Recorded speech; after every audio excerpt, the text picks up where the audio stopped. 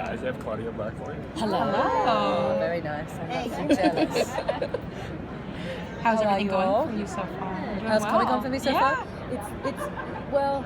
It's behind closed doors and through the Elvis elevators, so you just kind of get a weird, skewed. I don't know what's really happening.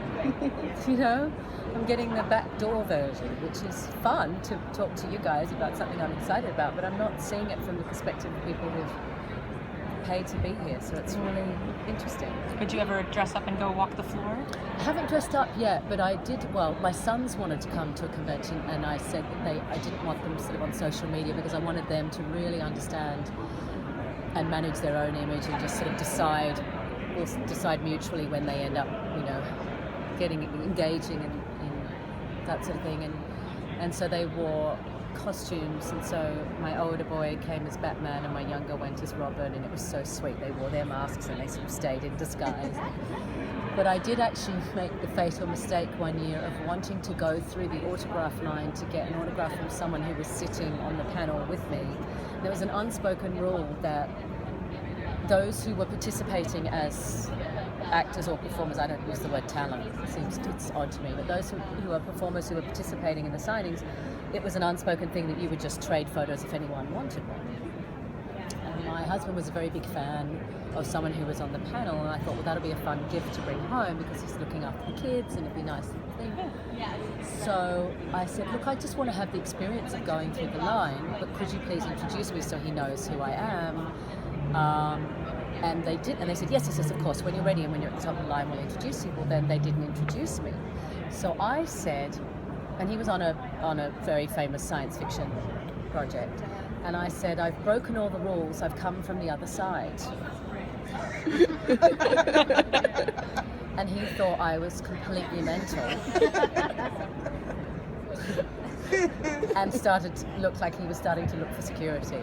So I shan't do that again. I'll either just play by the rules and actually just say down the line, would you mind signing this for my husband? So then I sat down next to this really sweet actor and I said, so that didn't go well. He didn't personalize it, and I was hoping that he would write something quite specific for my husband. So could you just sit on your left hand and then sign it something for me and pretend that you were that person? It was rather funny. So yes, I would, maybe one day I'll dress up in costume and go and check out everything, but I shan't do the signing thing again without. So, could you go ahead? Sorry. What can you tell us about your character? Sabine Lomas. Apparently it's pronounced Lomas. I say Lomas. Potato. She is a very high-ranking federal official with a medical background and possibly a legal background as well. The equivalent in real life, the person who would have this job would have been directly appointed by the president. And she's it's a very high status character to play as an actor, but from a story perspective, she only comes in when things can't be handled at the local and state level. And the stakes are so high that if this isn't handled right, there may not be America left. I mean, it's really, the stakes are that high. She's very experienced. She went through the whole tragedy of Sierra Leone and having to manage Ebola and learning from those mistakes, and she really wants to do things differently this time for the sake of the population. And that makes her rather unpopular. So it's I nickname her the Bad News Barbie. And it's really interesting because she's in this dynamic with people. You know, probably the key relationship for her in this season is with Lex. She hires him because he's a good person, and she believes she can trust him, and she believes that the people will trust him. And while she hasn't exactly spent her life cultivating a sunny personality, she needs someone that's going to be in relationship with the people inside the cordon, and that's his, I was going to say arrondissement like Paris, but that is his particular beat. That's where he's been in relationship with the people and the public for years.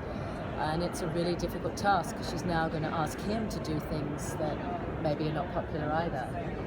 But she believes that the people's trust in him will be the defining difference in this going well and going smoothly, because if fear starts to creep in, then chaos will reign, and that doesn't bode well for the population. Based on the nature of the virus and how quickly it escalates, in the pilot we talk about the fact that it has 100% fatality rate. The odds are not good. So does she know like what the real deal is with the virus and how everything started, or is she learning as everyone else is kind of along the way? I think that, first of all, she's had experience with viruses such as this. It is a different virus because it's not a slow burn. It works so fast, and it is realistically, when we talk to members of the CDC and we talk to epidemiologists, they said it gets to a certain point where a virus will mutate. So it's normally animal to animal, and then suddenly a strain of it mutates, and it can be transmitted animal to human and then human to human. So she understands how dangerous the situation is, but there's a lot of elements she can't control anymore because of social media and the immediacy of the internet, and things are going to get away from her rather quickly. So I think she's as prepared as she can be going in, and she knows she may have to make some very drastic decisions. And the cordon sanitaire that she institutes is quite drastic but necessary. How much she knows, I think, gets revealed throughout the first season. We were told, a couple of the actors were pulled aside, and we were told a really juicy secret, and I was like, I don't know if I can sleep at night now. I felt like a 3-year-old that had been told something that was going to be extremely hard to keep quiet, and it sort of, it changed my perspective on her and the show, and what it is to play a character like this, what that means. I think the theme of information and how much is shared and how much must be kept away from the public for their own sake is a very interesting sort of story to tell. It creates an interesting tension. These are very real-world themes, and Yeah. you mentioned Sierra Leone and Ebola. Do you reference kind of these things on the show? Do Yes, you reference? absolutely. And she and you learn more about her. It's really fascinating the way the story is sort of woven. You just get these beautiful openings with each character as we follow each of their storylines, that you just start to learn more and more about them, and it's a beautiful unfolding, so that it's subtle storytelling. One of my favorite shows this year has been Bloodline on Netflix. I mean, every time I think about Ben Mendelsohn's performance, is the most nuanced, extraordinary performance I've almost ever seen, or perhaps have ever seen. And so it's a sort of drip feeding, I think, for each of the characters. And I think Sabine was very, even though she doesn't show it, she's been a lot more personally and emotionally affected by and invested in the events that she's participated in her life professionally. And we start to see, the cracks in her facade a bit as the tension builds. And she's very isolated. I think it's a very lonely position to be in. What's amazing about this show to me, I think we ask a lot of the audience, because it's a very bold move to set this, rather than setting it in a dystopian parallel universe so that we don't scare people on it, so that it doesn't feel didactic. We're actually setting it in a real city with the real CDC, with the real information, with a very realistic virus.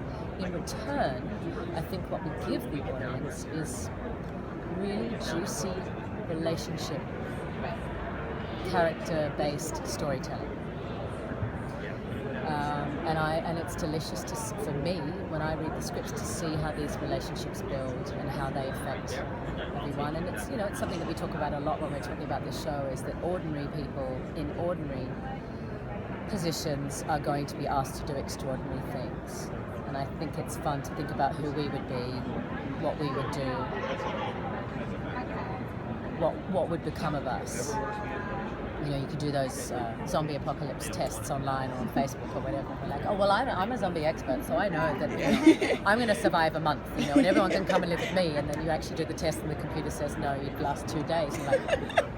And that's sort of what Containment's been like. It's like, who are these people, and what are they going to do? And there's a really fun episode that, Lomas isn't in that particular storyline, but watching people be really resourceful, because we see that human need to survive at all cost, and having to be smart about it, and what happens, why do we make mistakes, and what has happened, what has affected us to the point where we have made a mistake and we've messed up. What decisions do we make, and what are going to be the consequences of those decisions? And sort of seeing these people pulled apart, and very much hopefully everyone will invest in these relationships and these characters, and really be gunning for them to find their way back to each other. And in the meantime, poor Lex and Lomas have have the onerous task of managing a city in chaos, or trying to manage the chaos, but a city in a really tough position. I think they gave us the. Oh, they Yeah. did. The The kill look, sign. yeah. Thank you very much. Thank you very much.